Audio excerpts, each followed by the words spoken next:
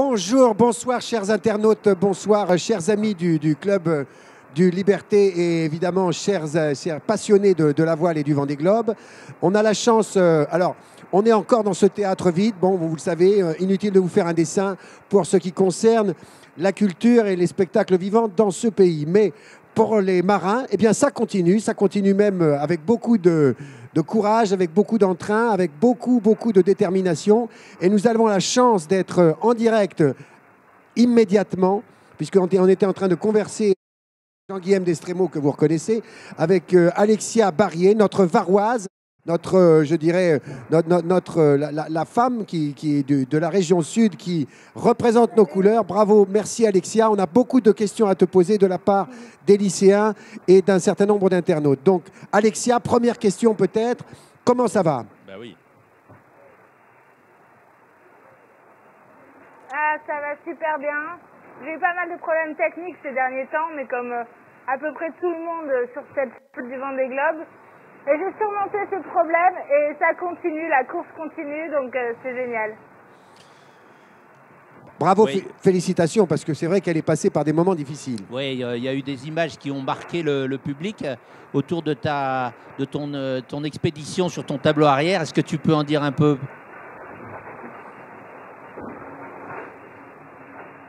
Alors, pour générer de l'énergie à bord, j'ai des hydrogénérateurs. Et l'hydrogénérateur s'est décroché du tableau arrière. Donc, j'ai dû réparer la pièce, faire une Zut alors. pièce en carbone. Tout monter à bord, fait la pièce en carbone, remonter tout. Il a fallu tout réaccrocher à l'arrière du bateau avec les vaquiers, les fesses dans l'eau, poussées par les déferlantes. C'était pas le moment le plus confortable de ma vie, mais ça fonctionne, c'est réparé. Bravo, bravo, bravo. Alors, Pascal a une question pour toi. As-tu fait une pasta party ou une popcorn party avec Sam, Pingouin et Petit Ours dans ces mers du Sud proches de Macquarie?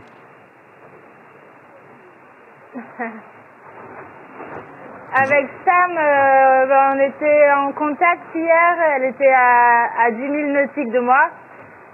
Et je l'admire vraiment parce qu'elle est repartie hors course. C'est déjà pas facile. Et en plus, elle est partie avec des côtes cassées. C'est une vraie warrior. Elle est incroyable. Ouais. Toi, t'es pas mal non plus. Et Aurore, de la part de sa fille qui te suit attentivement chaque jour, parce qu'on a beaucoup de demandes, est-ce que tu essaies de rattraper les autres? Est-ce que tu as peur des fois dans les mers du Sud? Est-ce que c'est difficile de faire le tour du monde? Est-ce que ta famille te manque? Est-ce que j'essaie de... Alors, est-ce que j'essaie de rattraper les autres? Oui, bien sûr. Mais il a fallu d'abord que je m'occupe de mon bateau et ça a pris beaucoup d'énergie.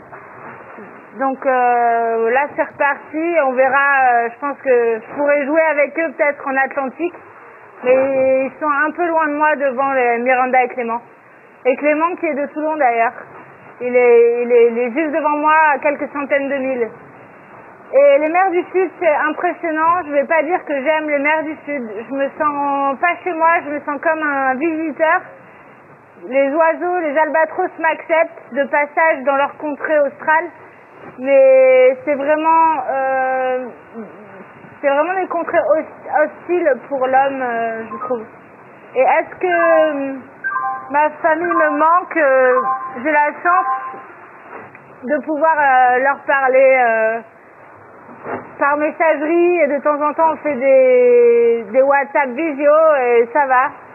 Je rêve parfois qu'on arrête la course pour une soirée et qu'on m'autorise à faire un dîner avec mes proches. Et j'ai fait quelques fois ce rêve, c'est assez drôle. Eh oui. C'est très beau, merci Alexia. C'est des réponses magnifiques.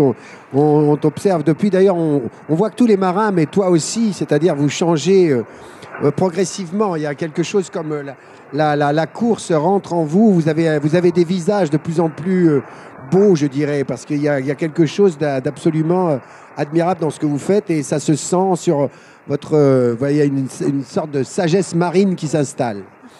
C'est très, très beau. Alexia, il y a une question qui a été à l'affichage là, qui a été posée par un internaute et qui renvoie également à ton projet d'enfance, hein, puisque le Vendée Globe ici est un projet très très ancien pour toi. Et en fait, est-ce que la réalité de ce que tu vis correspond à ce à quoi tu t'attendais? Est-ce que tu es déçu? Comment tu vois les choses finalement en vrai? Alors, en vrai, je suis vraiment heureuse de réaliser ce rêve de petite fille.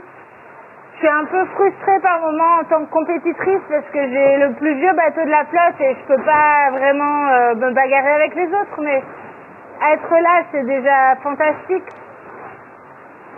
Et j'avais pas vraiment imaginé de choses, j'avais juste envie de faire cette course.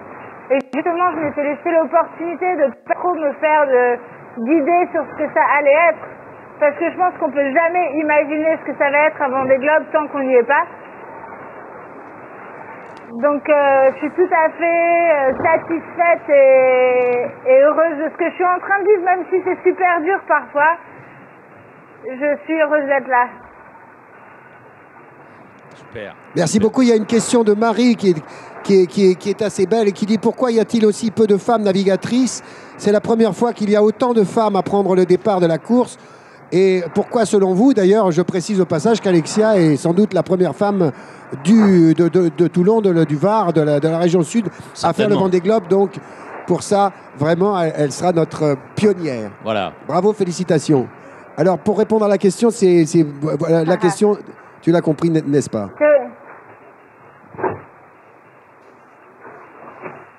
C'est vrai que je suis la première femme de Méditerranée à prendre le départ du Vendée Globe.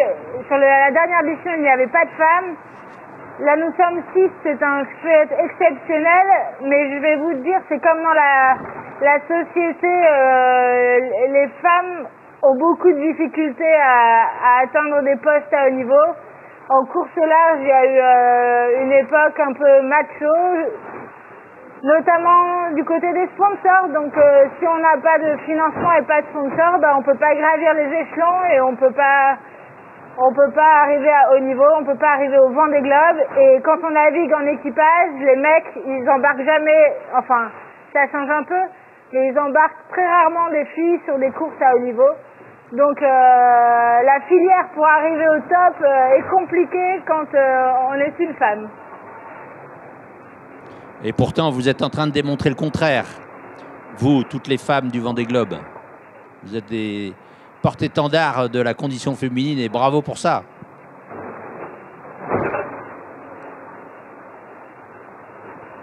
Oui, merci. C'est un sport où on a la chance d'avoir un classement mixte. Et des femmes comme Florence Artaud ou Hélène MacArthur ont prouvé qu'on pouvait gagner des courses. Donc c'est juste de nous donner les moyens d'y arriver. Il y a une autre question, Alexia. La question, c'est qu'est-ce qui vous manque le plus en pleine mer?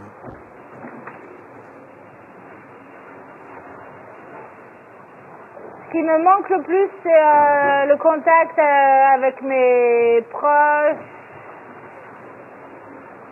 Et peut-être. Voilà, les rapports, l'affection et les discussions, les yeux dans les yeux, parce que c'est sympa WhatsApp, mais c'est pas comme. Aïe. Comme on le voit, c'est sympa, mais ça peut avoir aussi parfois des petits incidents techniques. Donc là, nous nous tournons immédiatement. Ah ben, elle continue à parler, donc ça suppose que. Là, on n'entend plus rien.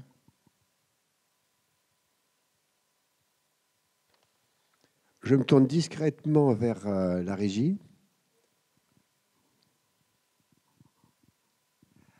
Alors, chers internautes, j'ai l'impression que vous n'êtes plus en liaison avec Alexia Barrier comme pour nous.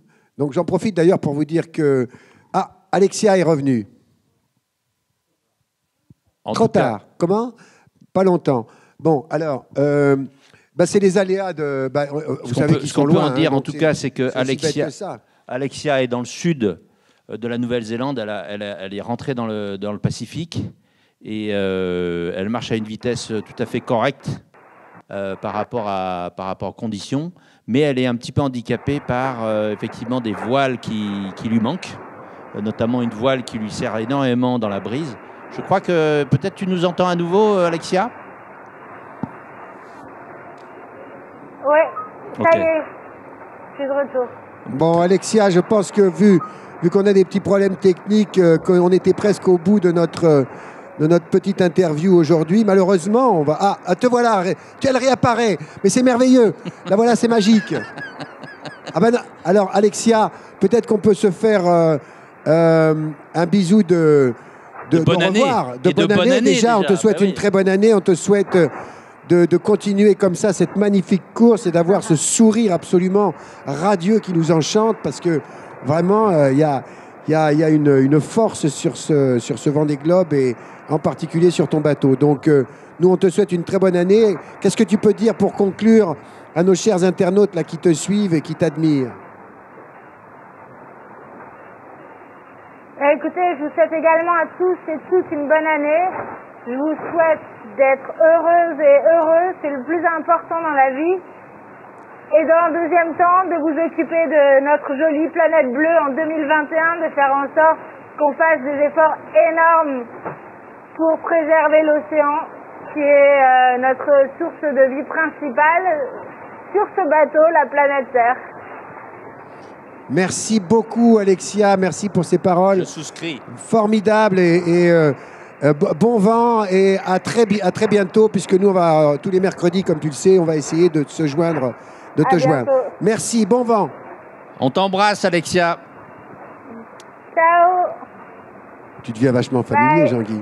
Bah oui, quand même. Enfin, elle est vraiment admirable. C'est vrai qu'elle a un très beau sourire. Elle est radieuse. Ce que je disais tout à l'heure, c'est que leur visage à tous ces marins change au fur et à mesure de la course. On sent qu'ils sont à la fois, ils vivent des choses très difficiles, et en même temps, il y a une force de vie comme ça en eux. Je trouve c'est très Force de résilience. Ouais, je trouve les visages sont Capacité de résilience étonnante pour répondre un peu à la question du Krebs de Montpellier qui est arrivé un peu tard. Oui, en fait, c'est vrai, ils arrivent à surmonter les épreuves comme ça, les unes après les autres. Alors évidemment, il y en a des définitives, des déterminantes, avec des abandons malheureusement, mais ils ont tous des galères, tous. Oui, d'ailleurs, c'est Alexia, parce qu'on n'en a pas parlé là avec elle, mais il y avait des questions à ce sujet, c'est-à-dire qu'est-ce qu'elle a eu en fait comme problème? Elle a eu l'hydrogénérateur. Ouais, l'hydrogénérateur qui se casse la figure, donc c'est quand même gênant parce que l'hydrogénérateur, c'est l'énergie du bord. Donc c'est extrêmement précieux. Elle a quand même son moteur pour remettre de l'électricité. Alors elle a un peu le moteur, mais elle a quand même pas autant de gasoil que nécessaire pour faire le tour du monde. Donc il faut absolument qu'elle répare. C'est une question de, j'allais dire vie ou de mort, mais c'est voilà, si elle peut pas refaire de l'électricité, elle peut pas continuer longtemps. Donc il lui faut réparer. Pour réparer, faut faire cette acrobatie d'aller sur son tableau arrière dans la flotte, se tremper, réparer, machin, faire de la stratification. C'est tout à fait à la portée d'une femme, la preuve, hein. Et elle l'a fait parce qu'il faut le faire, quoi. Il n'y a pas le choix, en fait, hein. On est un peu poussé par le fait qu'il n'y a pas le choix, hein. Ils sont poussés par cette situation. Donc voilà, Alexia, elle a plein de galères de ce type, technique, électrique. Et puis, elle a des problèmes de voile. C'est un vieux bateau. Elle a eu des moyens tardivement pour le mettre aux couleurs de ses sponsors. Et c'est vrai que elle a réussi. Enfin, elle a un réseau. Elle est connue dans le milieu. Donc, on lui a donné une voile.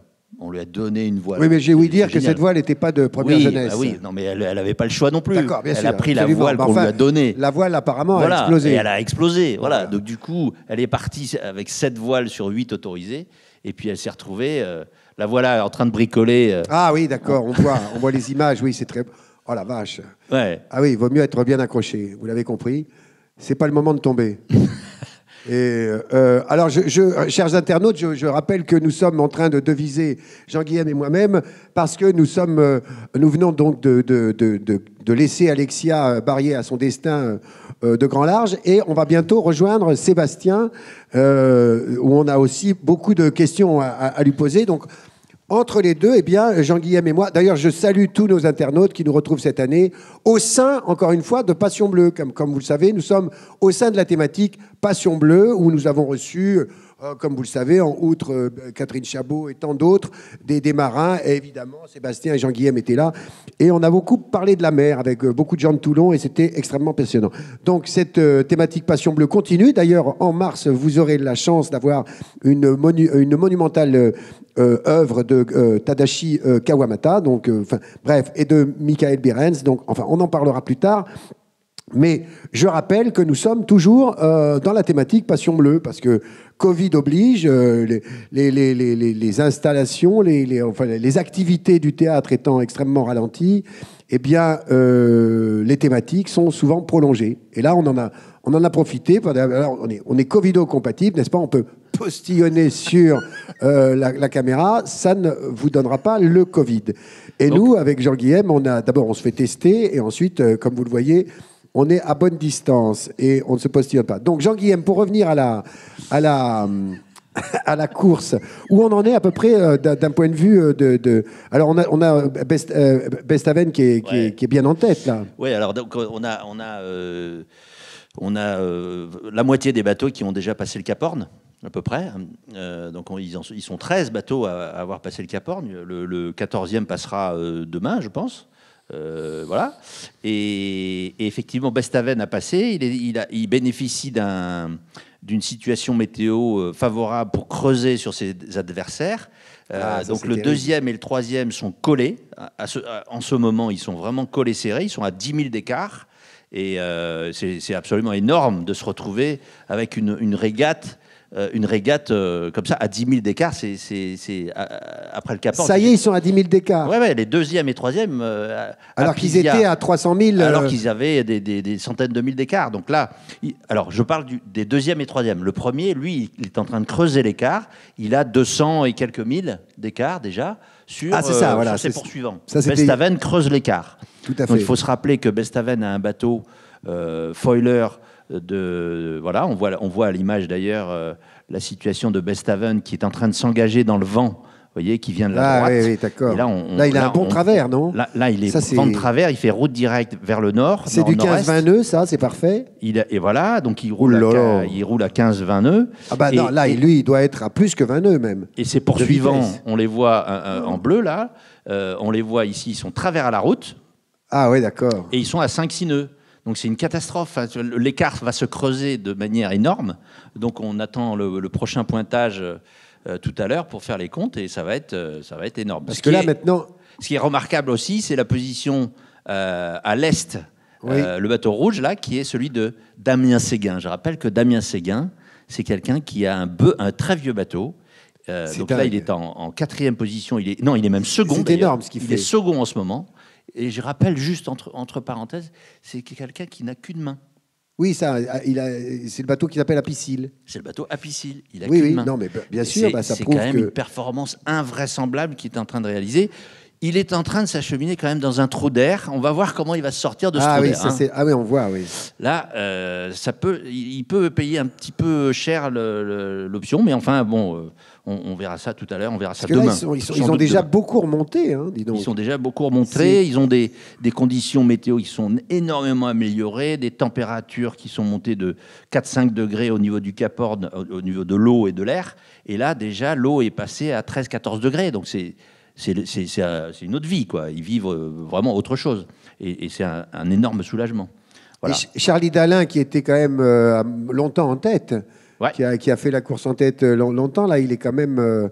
il a perdu beaucoup de... Et puis là, comme tu le décris très bien, il est dans une passe pas si facile. Mais il va pouvoir remonter un petit peu par là, non, vu Eh ben oui, mais sauf que, tu vois, il est vent de travers, donc le vent va effectivement s'aligner, mais pour le moment, ce qui compte, c'est que Bestaven, lui, il creuse l'écart. Et il leur colle 10 000 par heure, puisqu'il est à 15 nœuds. Attention, 10 000, on dit 10, hein, c'est-à-dire 9 18. plus 1, 1000. Oui. Ah, que les gens ne pensent pas qu'on aligne des chiffres énormes, bien sûr. astronomiques. On n'est pas si riche que ça. 10 000, c'est énorme. 10 000 d'écart entre les deux, le deuxième beaucoup. et le troisième, c'est rien du tout. C'est 18 km. À l'échelle du Tour du Monde, c'est rien du tout. Quand Besthaven, lui, il a 280 000 d'avance.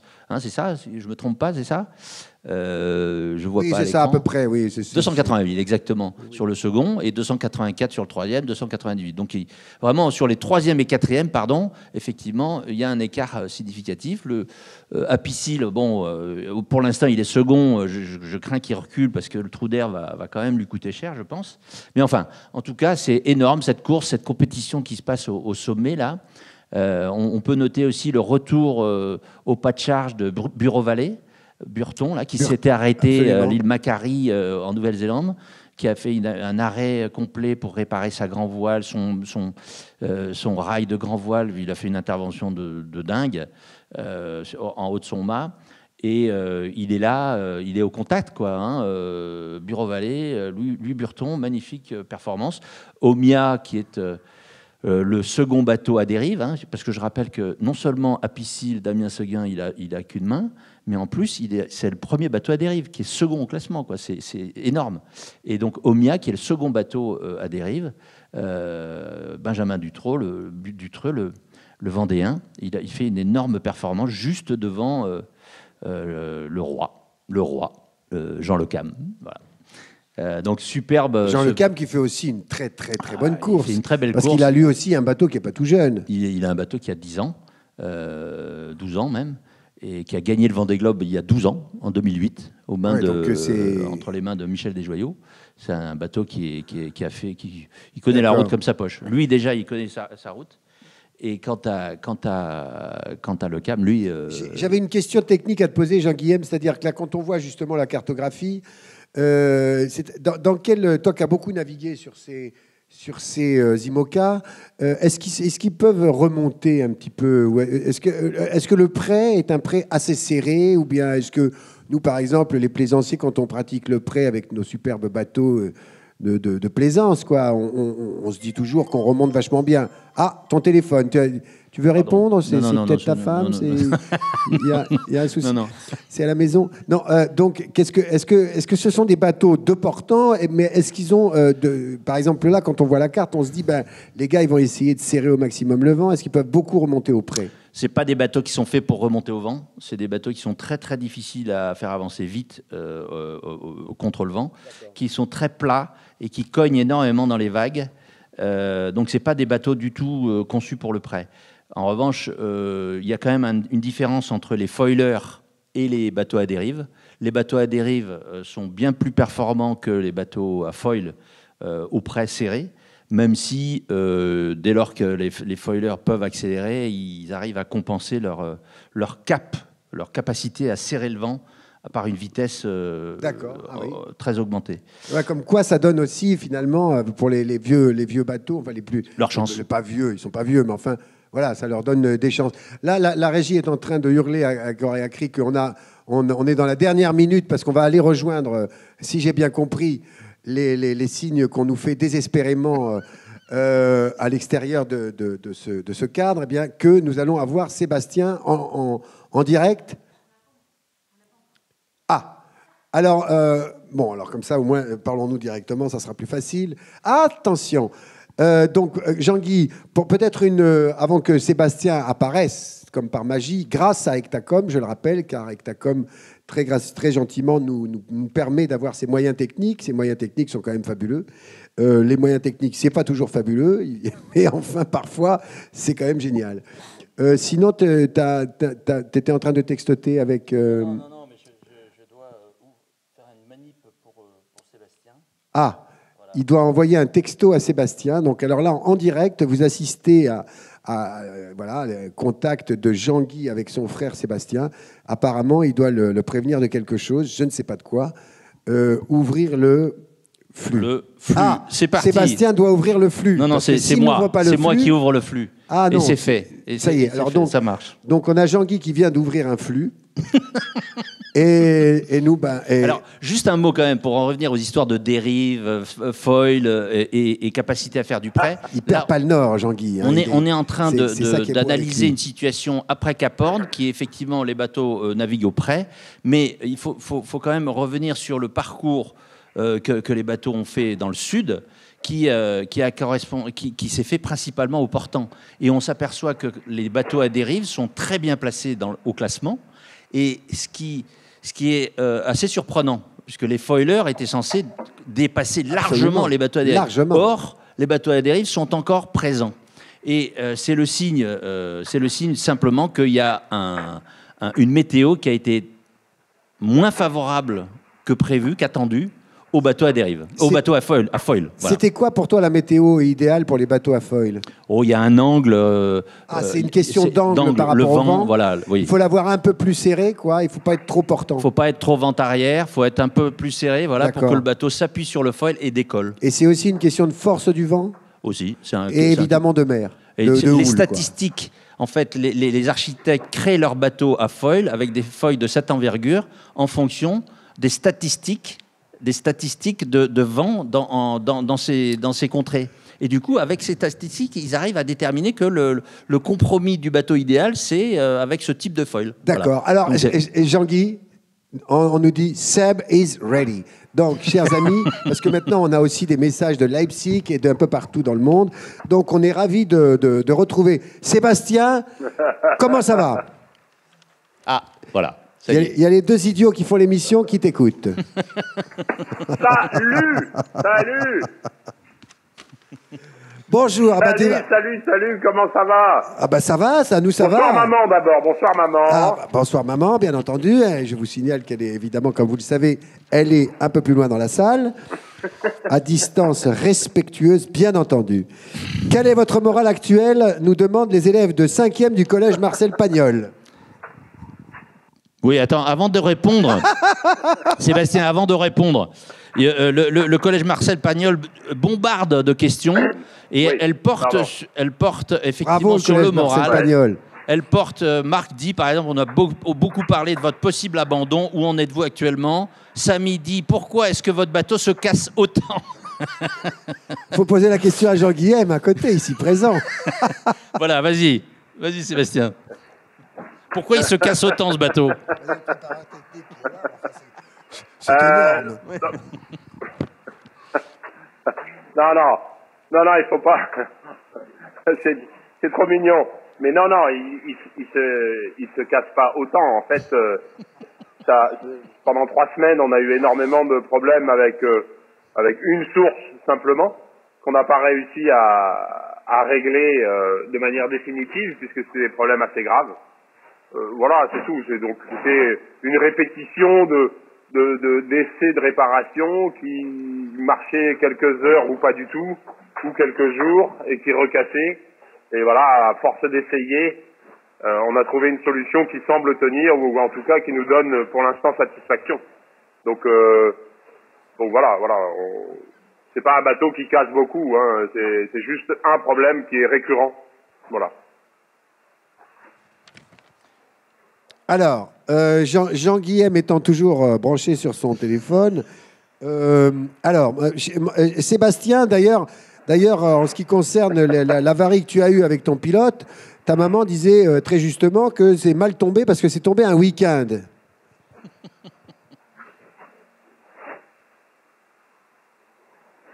Alors, ok. Je sais pas, moi, je sais pas quand sont les week-ends ou... j'en sais rien. Non, mais vous savez, l'équipe à terre, que ce soit Jean et les frangins ou que ce soit Julien Berthelot des Sables d'Olonne, ils sont toujours disponibles H24. Après, c'est Julien Berthelot, oui.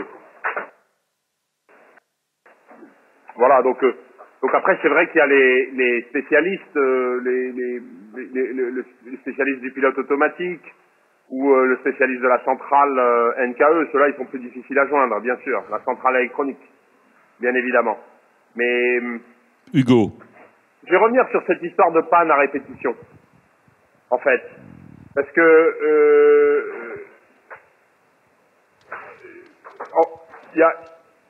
en fait, ce qu'il faut imaginer, c'est un problème technique. Et moi, je rajoute des problèmes à ce problème technique, en fait, par mon incompétence et par mon manque de compétences. Et donc par exemple, j'ai cramé une carte électronique, bêtement, une carte électronique qui gérait un moteur de pilote automatique. Et quand cette carte électronique elle est cramée, le pilote il marche plus, donc il faut changer de pilote. Et le pilote que j'ai mis, ça a commencé à dégénérer à partir de là. Voilà, donc c'est pas le bateau aussi qui casse, c'est aussi la personne qui fait des erreurs. Voilà, c'est moi qui fais des erreurs et qui rajoute des problèmes à une casse. Et c'est souvent comme ça que ça se passe, hein. On rajoute une bêtise sur quelque chose qui est déjà cassé parce que par manque de compétences, hein, on n'a pas toutes les compétences et ça arrive très souvent de casser en plus de ce qui est cassé. Mais on est tous ici tout à fait d'accord avec toi et c'est pas ça qui est important. On est aussi c'est pas ça qui est important. Absolument, mais on comprend ça parfaitement puisque on le vit, nous, chacun à notre niveau, chaque jour, de la même façon. C'est-à-dire qu'on fait beaucoup de conneries, nous aussi. Et alors, du coup, ça renvoie à cette situation de quasi-abandon, de problèmes à répétition, à ta situation. Et ça a fait penser à un internaute, un petit texte de Paul Éluard.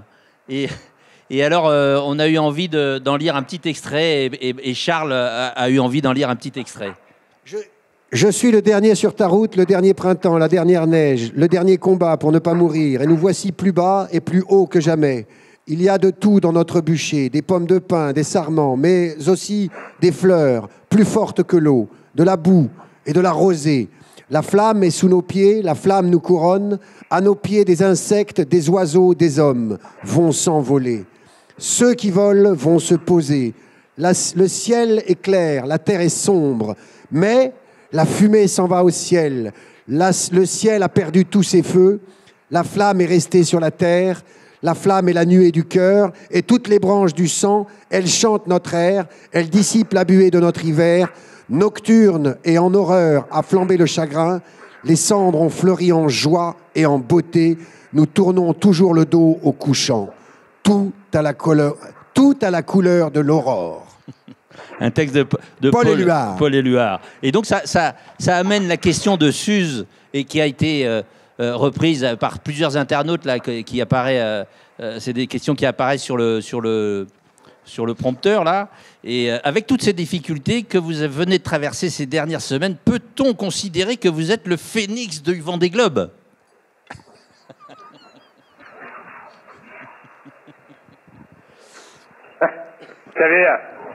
J'avais reconnu le texte de Paul Éluard sur le phénix.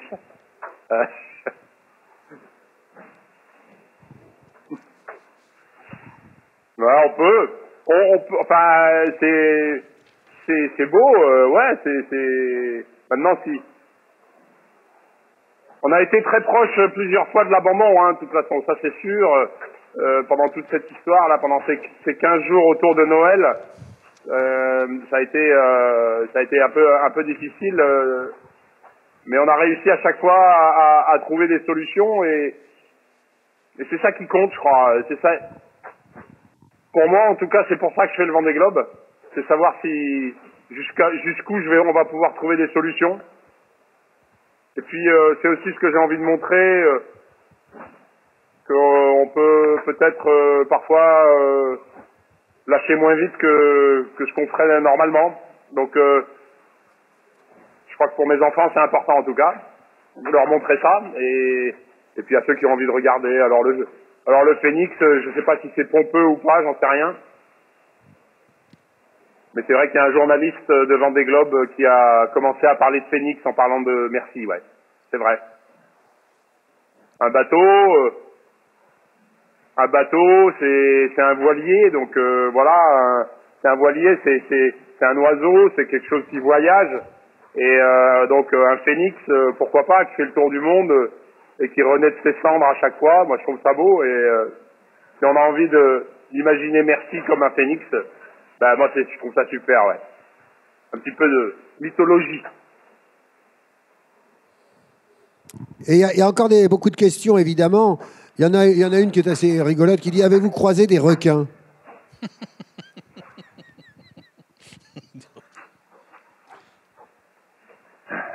Oui, alors je me souviens en avoir vu un, ouais, pendant le, c'était dans le Poteau Noir. J'avais vu des baleines et j'avais vu un aileron de requin, mais c'est tout. Mais autrement, c'est très rare en fait. Ok. Est-ce que vous dormez beaucoup? Comment vous couchez-vous? Quelle hygiène sur le bateau en ce moment? Ah oui. Ah, oula. Alors oui, alors je dors beaucoup parce que bah, j'ai le temps. Hein, maintenant, c'est pas comme si on était pressé par les voisins. Je suis un petit peu tout seul, un petit peu seul au monde dans cette aventure maintenant. Avec, vous vous rendez compte que j'ai réalisé l'autre jour, là, hier, que il y a plus d'écart entre l'avant-dernier et moi en distance, hein, l'avant-dernier et moi, qu'entre le premier et le 15e du Vendée Globe. Alors justement, ça renvoie à une question. C'est quoi l'objectif? C'est quoi l'objectif sportif maintenant alors?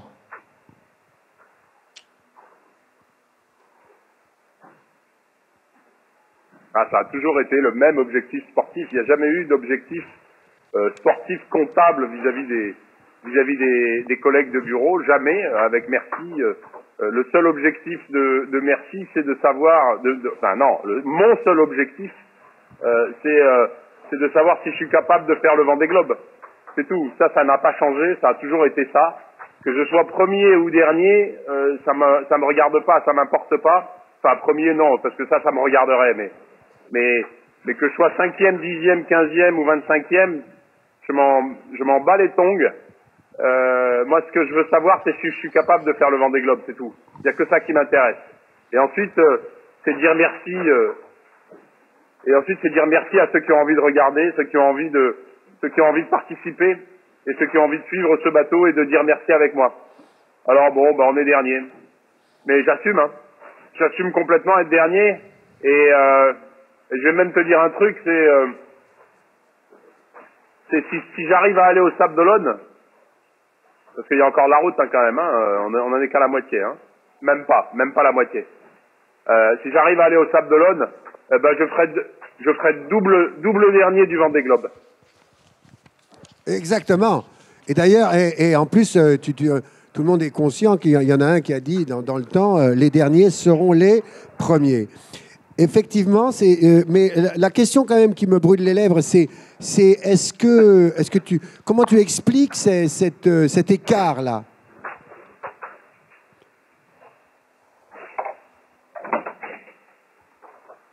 Bon, cet écart, c'est simple, hein, tu sais, on était ensemble avec Clément Giraud, avec Harry, avec Alexia Barrier, avec Miranda Néron, on était ensemble aux îles Crozet.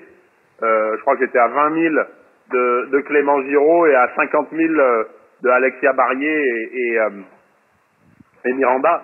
Donc on était vraiment ensemble et j'étais 300 000 ou 200 000 devant Harry.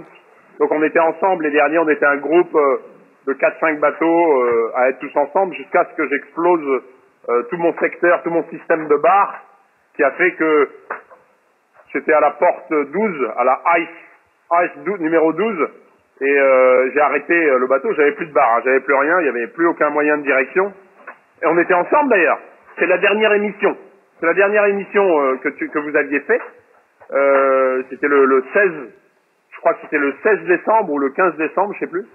Et tout est tombé par terre. Et là, je me suis arrêté à l'arrêt pendant 48 heures.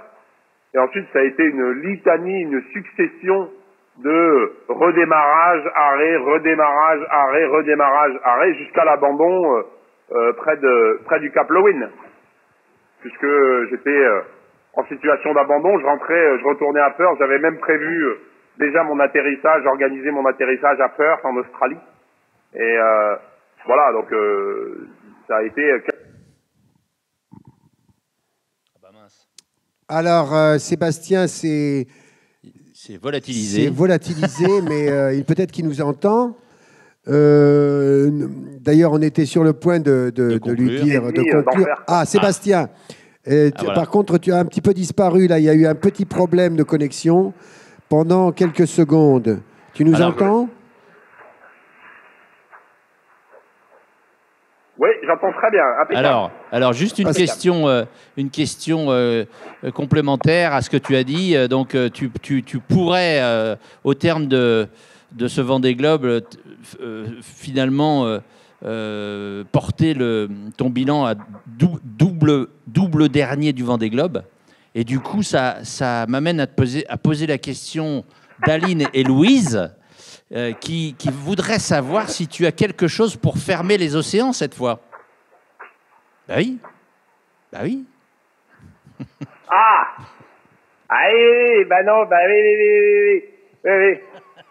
Non, j'ai pas... Alors, si, oui et non. Oui et non. Alors, je n'ai pas la clé des océans avec moi, évidemment, puisque Aline sait très bien où est la clé des océans, puisque c'est elle qui l'a placée dans la chapelle de Notre-Dame de Rocamadour.